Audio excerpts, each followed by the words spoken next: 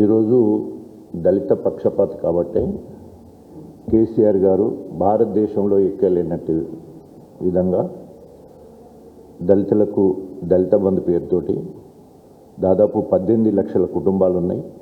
5 సంవత్సరాల్లో అందరినీ ఒక్కొక్కరికి 10 లక్షలు ఇవ్వాలనే ఉద్దేశంతో దళిత బంధు కార్యక్రమం తీసుకురావడం జరిగింది. దాదాపు మొదటి సంవత్సరంలోనే 40,000 కుటుంబాలకు ఇవ్వడం జరిగింది.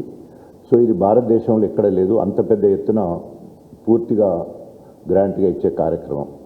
సో ఆ రకంగా దళితులను అనేక రకాలుగా అన్నిటితో పాటు అదనంగా అది ఇవ్వడం జరిగింది.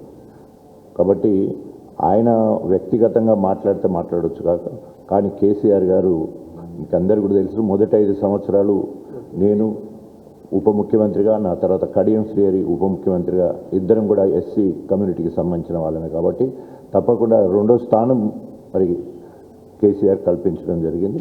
తప్పకుండా దళితులందరూ కూడా కేసీఆర్ గారికి రుణపడి ఉంటారు.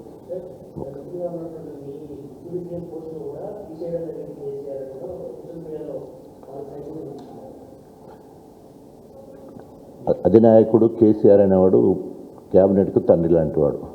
ప్రభుత్వాన్ని నడవాలన్నప్పుడు కొన్ని ఆరోపణలు కానీ వచ్చినప్పుడు వాటన్నిటినీ ఎదుర్కోవడంలో భాగంగా తీసుకున్న చర్య. అప్పటి వరకు పత్రికల్లో వచ్చిన వార్తలను బట్టి అలా చేయాల్సి వచ్చింది. తర్వాత రైట్ ఫర్ ఇన్ఫర్మేషన్ యాక్ట్ పోతే ఏం లేదని తేలిన తర్వాత మళ్ళీ పిలుచుకొని మాట్లాడి మళ్ళీ నీ స్థానం నీకు ఉంటుంది తప్పకుండా అని చెప్పి కూడా మాట్లాడడం కూడా జరిగింది.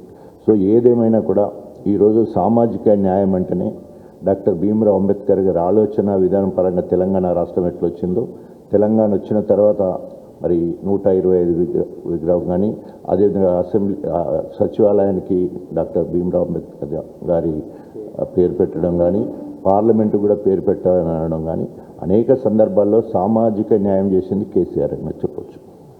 Okay, thank you.